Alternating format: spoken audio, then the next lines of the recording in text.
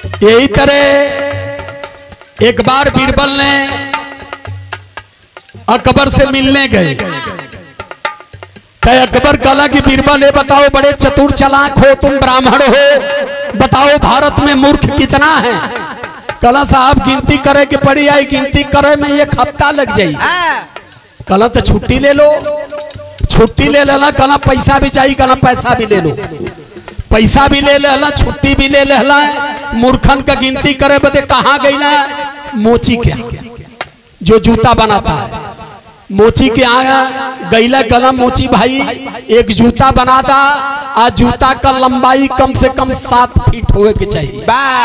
मोची भी परेशान, साला 7 फुट के तल्ला कहाँ पाई भाऊ। कहला भैया का करबा में हल के सुतबा किए के पहिरबा? कहला ये मत पूछा, बस 7 फीट का जूता बनाइए। आज 7 फीट के जूता में से सोना चांदी हीरा मोती जवाहरात सब लगा दीजिएगा। पैसा पौलो बना के तैयार कैलस। बीरबल लेके घरे गईले। दूसरे दिने जूता कपारे पर धैले, लेके चट्टी पर औले। आज चट्टी पर अला, बहन सवेर का समय हो, वही जले जाके बिरेंज पर रखल। हलवाई बेचारे से कहला तनी हल्का चीनी का चाय पियाओ बाऊ। वो चाय देलस है, बतरी चट्टिया हुआ माला, इतना बड़ी चट्टिया रहे। ता अब वहाँ जूता रखल हुआ, अपन चाय पियत हुआ। हलवाई एक और जूता और ताके, एक और जिलेबी छानत है कढ़ाई में ताके। जूता और ताकत ताकत ताकत लगल, जिलेबिया बहरे छाने। ओकरे समझे में ही ना आवे कि आखिर जूता है कि का हो। अब जे ही आवे खास तौर से जनबे कराला, हमार बिरादरी सवेर में दूध का डब्बा भरे लेके अपन चापे ले बाजारे। जितना दूध हारा जाए सब धड़ाधड़ साइकिल खड़ा करे, आगे जूतवे घूमर घूमर देखे। बीरबल 3 चाय पी चुकल। आ देखला कि 50 का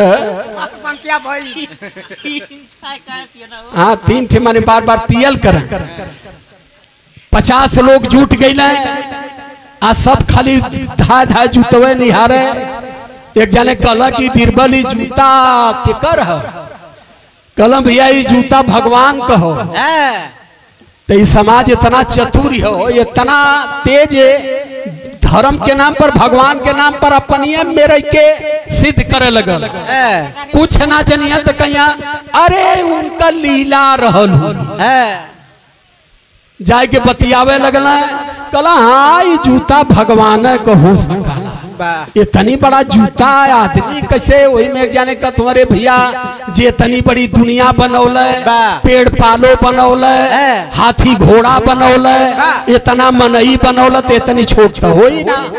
5-6 को लम्बा होई तो कर गोड़ो 6-7 फीट लम्बा होई। ये अपने से अब तर्क मिलावत हुआ कि नहीं जूता ही भगवान कहो। तो एक जने कहल भैया भगवान की जूता ही कहाँ पौला है तू? तो कल दरअसल आओ तने वही कराहा वाली कुटिया ज्ञान भगवान पिसाब करत रहना। आ बड़ा तगड़ा पिसाब करत रहना। जना तल की 3 इंच का समर से बुझ चलत हो। आ बड़ा लम्बा रहला, बड़ी बड़ी मोछा ताज हो लगौले। तो हम कहली तो भगवान लौकत हो सवेर में। तो दौड़ के कहली गोड़वा धरे। आ दौड़ के गोड़वा धर गई तो भगवान धर दे उड़ गईला। आ जब उड़ गईला तो जूतवा एक ठे छूट गया। तो हम कहते हैं कि अरे प्रभु आपका जूतवा कल ऐसा जूता हमारे बहुत हो, एक तू ले जा घरे। तो पूछली हम का करब? कल ये जूता में बड़ी कारीगरी हो। ये जूता जे करे कपारे पर दुई दाई ठोक देबा सीधे स्वर्गे जाई। अब बता देते जितना जूटल में सबके कुरकुरी बरे लगल कि अब ऐसे बढ़िया स्वर्गे जाए के अब पैड़ा न मिली न तो यंत्र मिली। तू एक थे बीरबल का खास रहा, दूरवा से अंगूरी दिखाओ तो हे बीरबल हम ही है वो दिनवा वाला। बीरबल कल दिखाए अंगूरी मत दिखावा, सबे लाइन से खड़ा हो जा। आ तौले हलवैया जब जिलेबिया छानत रहा के कूद गया लगवे। कल दे के नटोलवा पटक दे तुआरे। 2 घंटा से दुकान बर्बाद करत हुआ, भीड़ बटोर के पहले जूता हमके दा और ओकरी बाद में तब सबके दा। तो कल तो बाबा भैया तू ही ला पहले मरला उनज के 2 जूटा हुई वही चूल्हा के भर मोहे का माटी लेके झाड़ के मुस्कियाते जाके फिर जिलेबी छानत हो। ये बदे खुशी है अब के कि अब हम मरब तो हम स्वर्ग में जा। अब बता देते हैं कि लगना तानी तानी जूता मारे, जेके मारे गुरमा पर जा लोटे लगे, लेकिन उठे तो मुस्कियाते उठे। आज ये यहाँ से उठे तो भाग के गांव में जाए और गांव में हल्ला करे कि बीरबल भगवान का जूता लिया हो, जेके तू ही जूता लग जाई सीधे स्वर्ग जाई। अब गांव का गांव टूटल ससुर वाले रहा के खटिया पर लदले कुलावत हमें यार। बीरबल पीटत हुआ, पीट पीट के लाइन निकालत हुआ, ताकत हुआ तो लाइन बढ़त जाती हो। बीरबल कलम बड़ा बुरा भयल, लगला पीटा पीटा त पीटा त पीटा त पीटा त 5 बज गया, लेकिन जूता खाए वालन का स्वर्गे जाए वालन का लाइन ना टूटा। आप बता देते हैं पीटत पीटत 5 बज गया, बीरबल का पखुरा सूज गया, जूता साला फट गया, लेकिन जूता खाए वाले हार ना मना। दरबार में खबर गई, हुजूर की अन अकबर की हन, कल हुजूर आप यहाँ बैठे हैं, वहां बीरबल खुदा का जूता ला के लोगों को जन्नत भेज रहे हैं।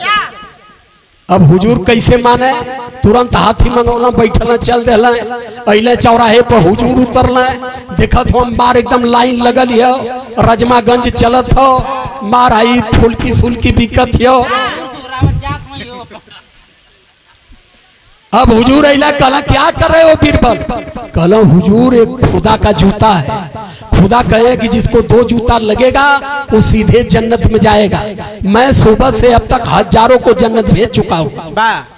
अब लगल हुजूर के भी कुरकुरी पर है, आय के काने में कहते हो कि ये बताओ 2 जूता में तो जन्नत चले जाएंगे, आज जन्नत में बादशाह बनने का क्या हिसाब है।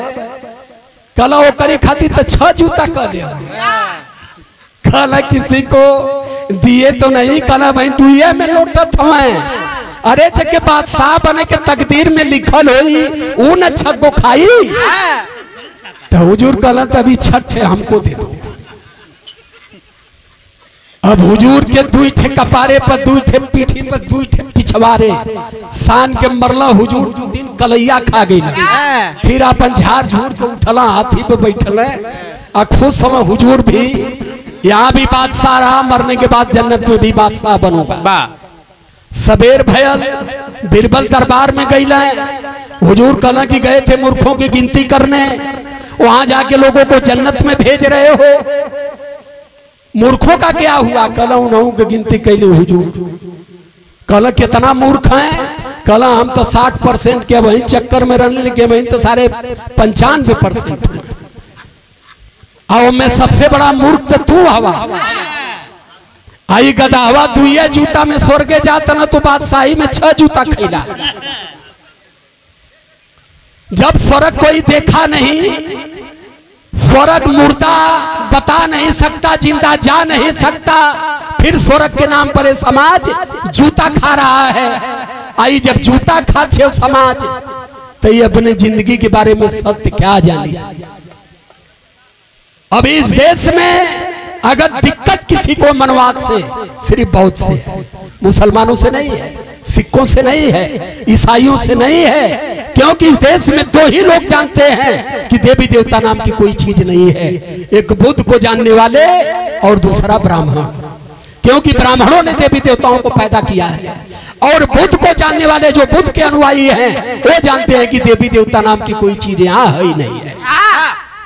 इसलिए आंदोलन ये चल रहा है, और इस आंदोलन को मन से लगना पड़ेगा, क्योंकि ये हमारी संस्कृति और हमारी धरोहर है। ये मनवाद से सीधा जंग चल रहा है।